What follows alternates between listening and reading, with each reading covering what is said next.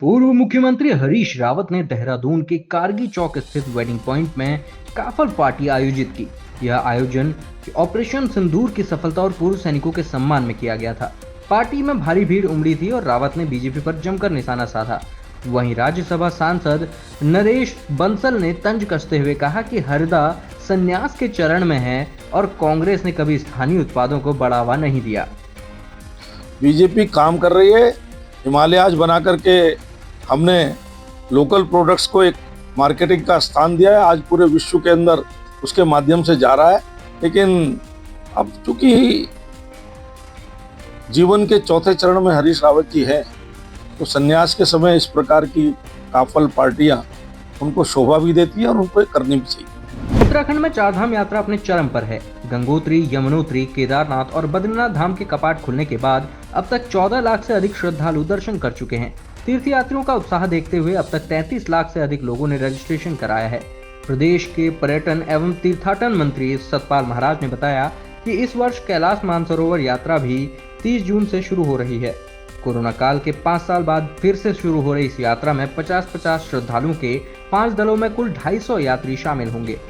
वो 14,29,918 श्रद्धालु इन 4 धाम के अंदर दर्शन कर चुके हैं। तो हमारे लिए ये काफी बड़ी उपलब्धि है और मैं समझता हूं कि सुगमता से दर्शन हो रहे हैं। अभी अभी युद्ध के बादल जो है मंडरा रहे थे और उसके बाद जो अभी हमारा विराम लगा है युद्ध के ऊपर, आतंकवाद की लड़ाई में पूरा भारत एकजुट था और माननीय प्रधानमंत्री और सेना को सभी साथ दे रहे थे। तो उसके बाद अब फिर से हमारी यात्रा जो है फिर से तेजी से चल पड़ी है। देहरादून पौंटा राष्ट्रीय राजमार्ग पर खुशहालपुर गांव के पास यात्रियों से भरा टेम्पो ट्रैवलर अचानक टायर फटने के कारण पलट गया। हादसे के समय वाहन में 15 से 17 यात्री सवार थे। टेम्पो पलटते ही यात्रियों में चीख पुकार मच गई। स्थानीय लोगों और पुलिस की मदद से सभी यात्रियों को सुरक्षित बाहर निकाला गया। गनीमत रही कि किसी की जान नहीं गई। हालांकि कुछ यात्रियों को हल्की चोटें आई हैं। हादसे के बाद सड़क पर जाम जैसी स्थिति बन गई, जिसे जेसीबी मशीन के मदद से टेम्पो ट्रैवलर हटाकर सामान्य किया गया।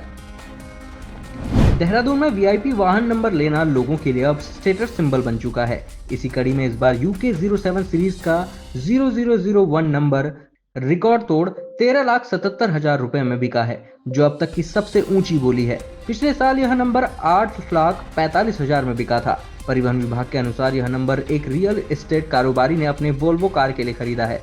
आरटीओ संदीप सैनी ने बताया कि रजिस्ट्रेशन प्रक्रिया 3 भागों में बटी है: नॉर्मल सीरीज, पेमेंट वाले नोटिफाइड नंबर और ऑक्शन कैटेगरी। देहरादून के UK07 नंबर की अन्य राज्यों में काफी डिमांड है, जिससे न सिर्फ रेवेन्यू बढ़ता है बल्कि ऑनलाइन ऑक्शन से भी अच्छी आमदनी होती है।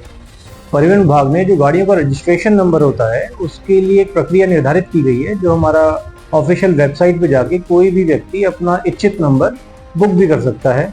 इसमें हम 3 तरीके से नंबर देते हैं। एक नॉर्मल सीरीज में जो नंबर अलॉट होता है रैंडमली, दूसरा हमारा कुछ ऑनलाइन पेमेंट वाले नंबर्स हैं जो नोटिफाई किए गए हैं, और तीसरी कैटेगरी है ऑनलाइन ऑक्शन की।